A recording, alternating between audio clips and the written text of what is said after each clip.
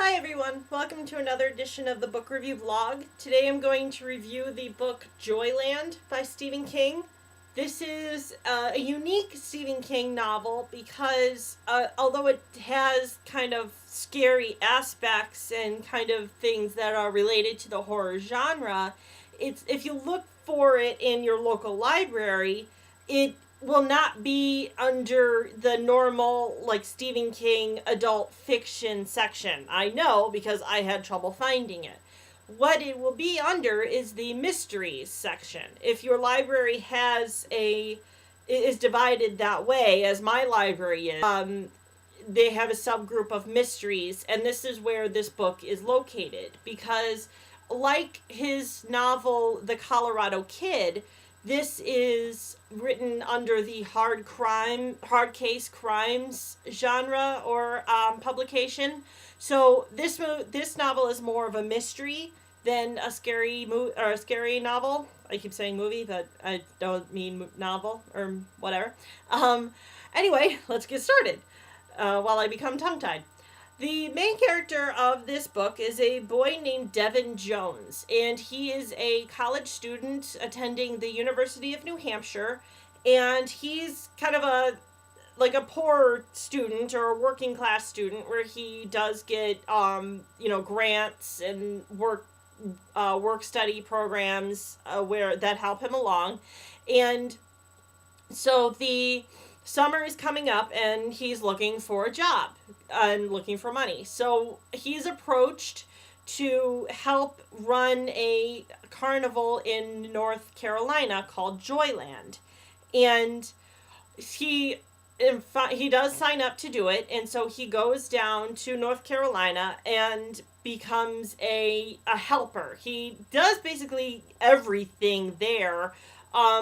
He does like maintenance work, he helps run rides, he helps run different factors of the carnival. One of the main things that he does, because he's good at it, is it's known in the book that he wears the fur in quotation marks, and what that means is that the Joyland amusement park has a mascot named Howie the Hound, which is like a mascot uniform. So he dons the hound costume and entertains the kids, and the kids love him, and things like that. So anyway, while he is there, he meets up with, again, all of the other characters and people who work at this carnival, and one of the workers is a fortune teller.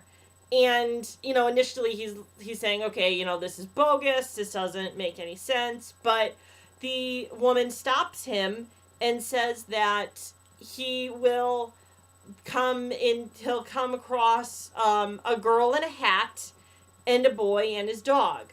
And she doesn't say when he'll come across these individuals, but he eventually will come across them.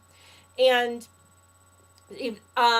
first he comes across the girl with her hat, and this is actually while he is Howie the Hound, and this girl that he sees ends up choking on a hot dog, and he takes off his Howie head, the body remains, and he attempts to give her the Heimlich maneuver and saves this little girl's life, because this girl was going to die by this hot dog. And so he becomes very well known in the Joyland circuit and with the people that go there, so that children really want to meet the man who is under the Howie costume and see Howie. And I'll get to the boy and his dog a little later in a second, but also what happens in this amusement is there was a murder that took place. I believe it was about 17 years before the novel took place. The novel Devin's time in Joyland took place in, I believe, the summer of 1973 or 74. And so, like, 1956 or, 57 when this murder took place. And the murderer, the woman who was murdered, her killer was never found.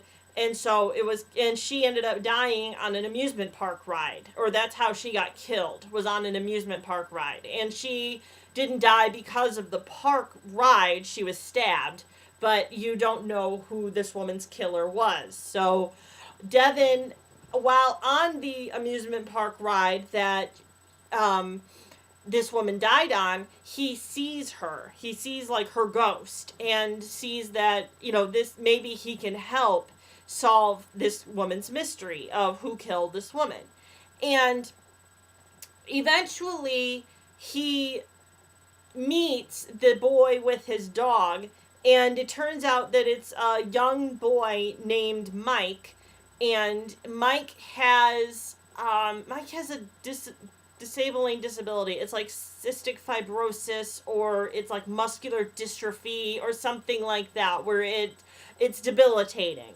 And Mike has a mother named Annie, and Annie and Devin strike up a friendship, and because Mike also takes a liking to Devin, and they kind of become a good friend trio in this book.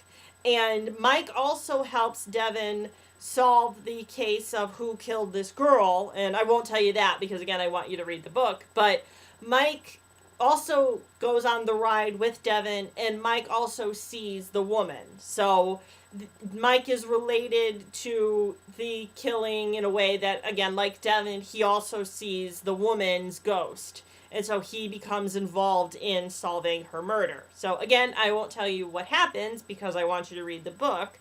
I liked it. It was one of those that, again, like Devin is an old man when he's telling the story. So, and I've noticed that Stephen King does that a lot, where it's like an old man or woman telling a tale of what happened in their youth.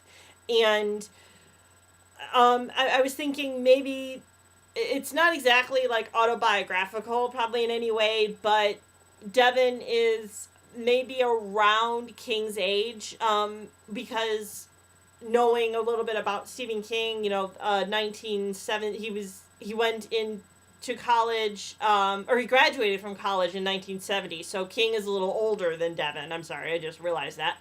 But, regardless, Devin is probably more like my parents' age, because that's when my parents kind of entered their college years. So, anyway, the next book and the last book of my Stephen King adventure that I'll read is his newest one, which is called Revival.